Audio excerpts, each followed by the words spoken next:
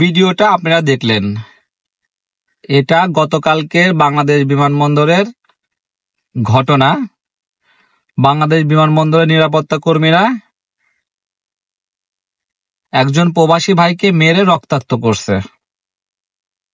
কারণটা কি? কারণটা হচ্ছে যে ওই প্রবাসী ভাই নাকি তাদের ধাক্কা দিয়েছে। ধাক্কা দেওয়ার জন্য সে তো অন্যায় করছে, অন্যায়ের প্রতিদান কি তারা মেরে এরকম রক্তাক্ত করে দেবে? এটা কেমন আইন? সে আপনাদের ধাক্কা দিয়ে অন্যায় করছে, তাহলে আপনারা এখন তাকে মেরে কি অন্যায় করেন নাই? 7-8 জন মিলায় একজন লোককে মেরে রক্তাক্ত করে তাকে হেনস্থা করার পরে তার কাছ থেকে আবার 5,000 টাকা, দেখেন 5,000 টাকা জরিমানা নেওয়া হয়েছে। ইভেন তার সাথে যারা ছিল সবাইকেই হেনস্থা করা হয়েছে। এটা কি ভালো কাজ হইল? একজন প্রবাসীকে হেনস্থা করা মানে প্রত্যেকটা প্রবাসীকে হেনস্থা করা, আমি মনে করি। ওই প্রবাসী ভাইটা অন্যায় করছে, তার জন্য আইন আছে। আপনি আইনের মাধ্যমে যান। সে অন্যায় করার পরে আপনারা নিয়ে গিয়ে তাকে মেরে আপনারা অন্যায় করছেন।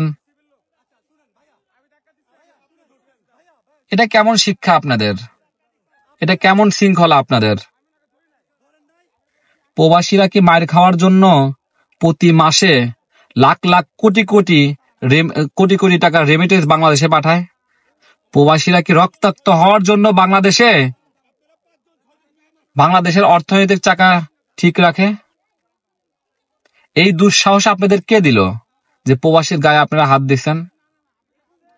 অন্যায় করছে, তার জন্য বিচার আছে, আদালত আছে, আইন আছে। আপনারা মেরে তাকে রক্তাক্ত করছেন কোন সাহসে? এখন আবার উল্টাপাল্টা কথা বলেন।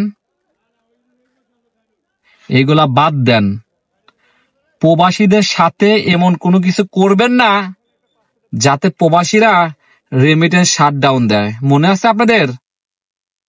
স্বৈরাচার খুনি হাসিনার সময় কিন্তু প্রবাসীরা রেমিটেন্স শাটডাউন কইরা বাধ্য করছিল অর্থনৈতিক চাকা ডাউন করতে। আমি কারো পক্ষ নিয়ে কথা বলতেছি না। আমি যেটা বলতেছি সেটা হচ্ছে প্রবাসী ভাইটা হয়তোবা আপনার ধাক্কা দিছে, ধাক্কা দিয়েইছে, তার জন্য কি মেরে আপনারা তাকে রক্তাক্ত করবেন? মারাও মারবেন, আবার তার কাছে জরিমানা আদায় করবেন, তাদের সাথে লোকজনরা আপনারা হেনস্থা করবেন। আজকে এই প্রবাসী ভাইয়ের সাথে এমন করছেন, পরের দিন আমার সাথে করবেন না, পরের দিন আরেকজনের সাথে করবেন না। এটার নিশ্চয়তা কি?